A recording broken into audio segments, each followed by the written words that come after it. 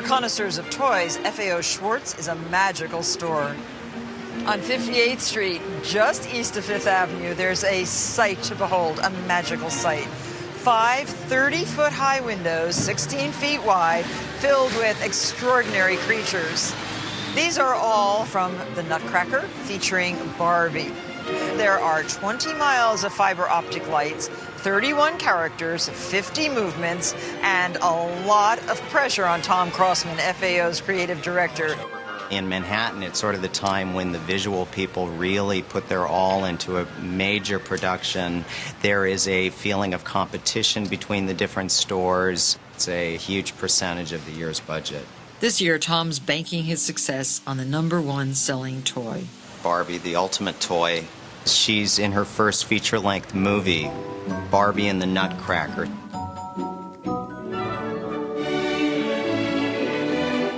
Barbie is very, very important to us, and it's also mixing it with a classic Christmas tales.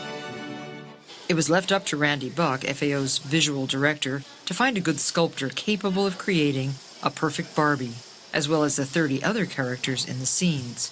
We chose Hilda to work on all the characters because she has a unique method of working. She's working with a soft foam character that can move. There's a lot of animation that we're doing, so these characters need to work like puppets. Hilda Borum began her career as a puppeteer in Brazil. Here at her studios in New York, she starts with a shapeless block of foam and, using a bandsaw, cuts out the front, the back, and profile of the character. I use foam rubber because it's durable and flexible. Once she has formed the rough outline, Hilda will start to refine it using hand tools.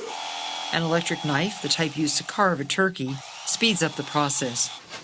Smaller knife-like tools help to create the finer details of the face. Hilda is creating the exhibit's prints, and her reference is the doll Ken. It is important for her sculpture to be to scale. Make all the details, and then sand the piece. While Hilda works on this character, members of her team are hard at work at creating other characters. Her studio looks a bit unusual, with arms and legs, torsos and heads, hanging from clotheslines in various stages of completion. After you finish the sculpting, you latex because you have to cover the foam with something flexible to not crack. You put latex, you sand a little bit more, and you put the latex to get to a point, get smooth. I cannot see the foam anymore. They look like plaster, and then after that you paint. As the sculptures become more lifelike, it is time to animate them. This is where animator Brett Kaler comes in. We're doing pneumatic animations which run off air pressure. They have a valve which tells the cylinder whether to retract or extend, and then a timer that tells the valve when it should extend or retract the cylinder. The cylinders are arranged where they need to be, almost as if it were a muscle. Brett attended Rhode Island School of Design and has a degree in sculpture, which he says helps him to work with Hilda. And that looks good. That looks real now, huh? Yeah, that's nice.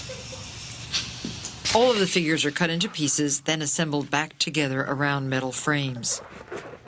Foam works very well for this purpose because it's flexible and light. Looks very good. Yeah, I think this whole arrangement here worked out. There's only really one movement, but once the whole thing's moving, it looks really good. Yeah, that's nice. That's great. Nice. It's nice to see the gap. It's like it's like here, right? While the characters are under production at Hilda Borum's studio, the sets, props, and scenery are feverishly being worked on at the FAO Schwartz Visual Studio nearby. The fairies were made using a process of mold making, which we used actual Barbies, and repositioned them into different poses, molded them, and then took those molds and used them to pour dyed resin, clear plastic. They have wigs. The fairies have like a foliage on them. They have a holographic glitter, which when they're animated also animates and sparkly. They have an Austrian crystal adornment on the dress that catches the light in a very effective way. The fiber optics are a huge part of these windows. They're in every scene.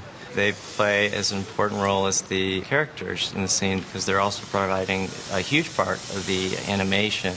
It's an intense undertaking that has to be done by hand. There's thousands of wires for each sculpture, and these all have to be hand-fed and coordinated point to point. The finishing touches are applied to the characters. Shiny. Put nail polish on her lips to make them shiny, on her teeth to make them shiny, put false eyelashes on her, super glue them down so they don't come up later. And I want you to put a little Austrian crystal in the corner of the eye there so that when she moves they sparkle. And the scenery.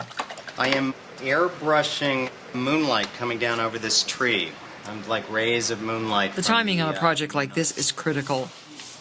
As opening night approaches, everyone begins to feel the pressure. We're now about 4 days from installation, and we still have a lot to do. Still have a lot to do. Are we ready for the roof? Next, we'll watch as Tom and his crew work through the night to finish the windows on time.